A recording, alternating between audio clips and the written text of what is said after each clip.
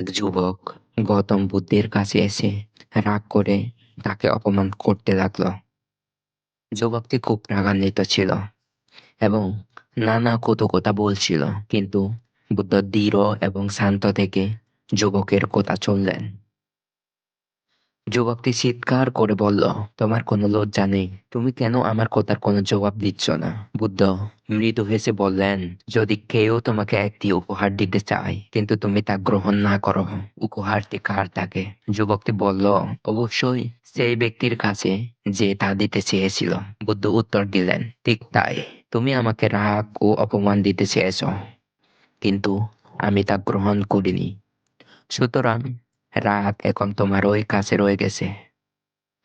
এ কথা শুনে যুবক লজ্জিত হলো এবং বুদ্ধের পায়ের কাছে বসে শান্তি ও ক্ষমার শিক্ষা গ্রহণ করলো।